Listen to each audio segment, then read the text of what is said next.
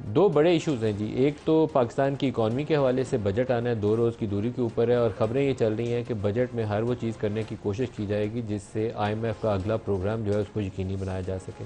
दो तीन चीज़ें जिसके ऊपर ख़बरें चल रही हैं, उसमें एक तो यह है कि जो डायरेक्ट टैक्स की शरह है, जो आपकी सैलरी से, आपकी आमदन से टैक्स कटता है, उस उसकी 35% मैक्सिमम रेट है, तो उसको बढ़ाकर 45 किया जाए। इससे ज़्यादा नेगेटिव किस्म की प्रपोज़ल आज तक मैंने सुनी नहीं है। जितनी ये मनफी प्रपोज़ल है, इससे ज़्यादा हो नहीं सकती। इसका मतलब ये है कि जो लोग ऑलरेडी टैक्स नेट के अंदर हैं, उनका तो और गला दबा लें, उनकी खाल छाल भी उतार लें। तो जो नहीं दे रहे रिटेलर्स हैं, वो that scheme totally failed, collapsed, उसमें से कुछ पेशरफ नहीं है। चंद हज़ार की रजिस्ट्रेशन के अलावा कुछ कर नहीं पाए हैं। तो अपनी नाकामी जो है उधर से शर्मिंदगी का इजहार करने की बजाय कि हम यहाँ कुछ कर नहीं सके, कोशिश करें कि हम इसको बेहतर कर लें। या आपका रियल एस्टेट सेक्टर है, उसमें कंप्लीट मनी ट्रेल ढूंढने के लोग पैसे कहाँ से ला के इन्वेस्ट कर रहे हैं, उसकी बजाय वो कह रहे हैं कि डायरेक्ट टैक्स को 35 से 45 कर देते हैं।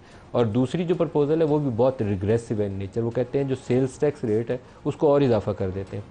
दोनों नाकामी का इतराफ़ है, इसके अलावा इसको कुछ नहीं कहना चाहिए। 16-18%, 20% की शरों से पहले टैक्स काट रहे हैं, उसको और बढ़ाएंगे तो क्या लोग ज़िंदा न रहे, मर जाएं, फिर क्या करें।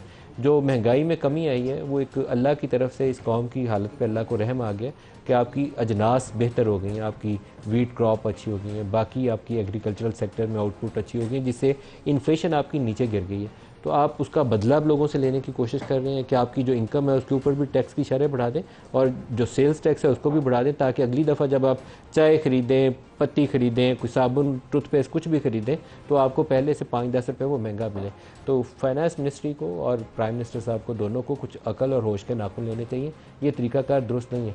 इसी तरीक़ाकार के सबब, बल्कि अभी इससे बहुत कम शरह थी, जब मैं इनका नाम लूँगा तो फिर इनको मुश्किल पेश आएगी। जब ये 26 अरब रुपये घुमा के दुबई से लाए थे, तो वो क्यों लाए थे? इसलिए कि उसके ऊपर 35% यहाँ टैक्स कटता है। तो जब आप घुमा के दुबई से लाएँ तो वो रिमिटेंस बन जाती है और टैक्स फ्री हो जाती है।